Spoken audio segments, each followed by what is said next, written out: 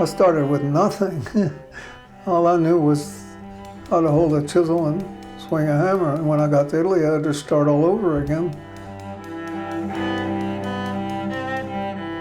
My name is Fred X. Brownstein, and I am a sculptor. And right now I am carving a copy of Antonio Canova's Vanity Italica. So the first thing one does is create a small sketch model. In Italian, that's called a bozzetto. And then you just take this and poke it in there and make one turn clockwise. That gives you a Canova eye. Canova obviously had a very quick mind. This was a brilliant man. And he wanted to express his vision as quickly and freshly as possible.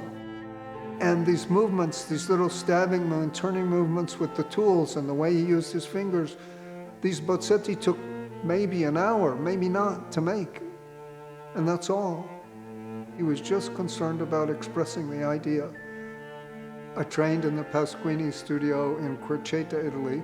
They don't teach you. They permit you to be there. They permit you to watch them.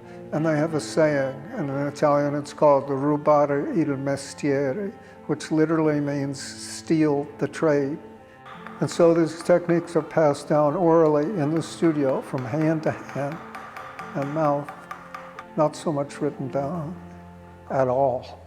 It's always a bit daunting in the sense that you're trying to copy a masterpiece, and you're trying to copy in a way that you would imagine the master would approve of it.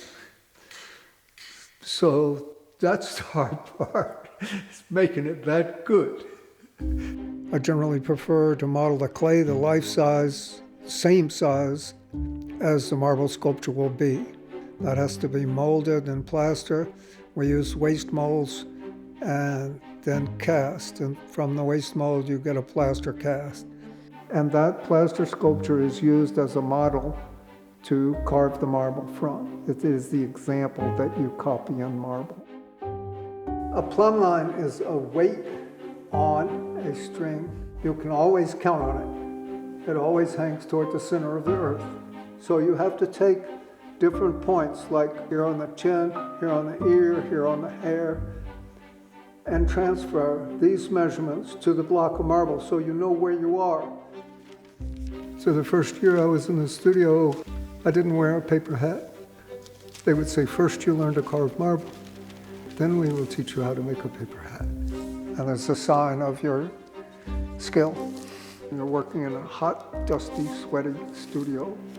And so the paper hat is warm in the winter, cool in the summer, and can be changed, made a new one every single day out of a piece of newspaper.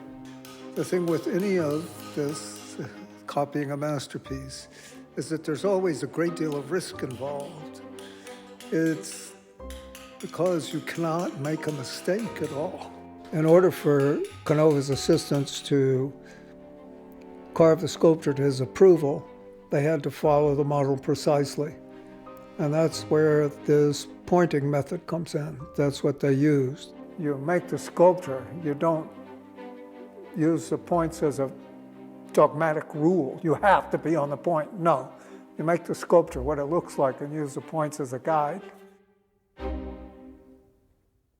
You want to maintain this ledge of the eye, that plane on the corner of the eye, so it picks up light here, has shadow here, dark in the eye, shadow under here.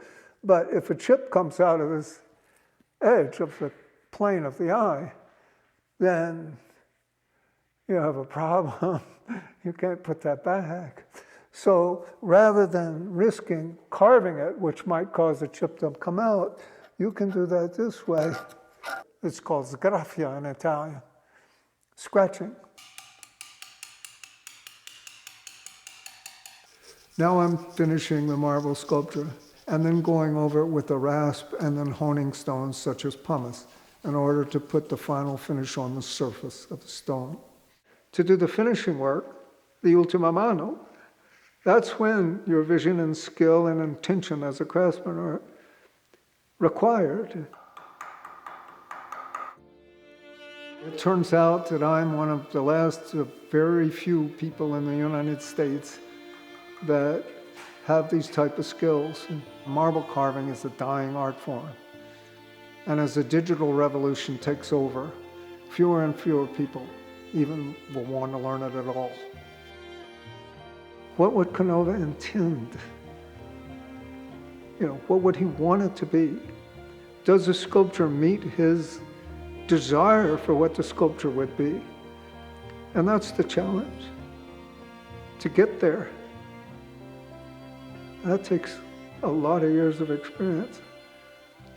And I'll come as close as I can.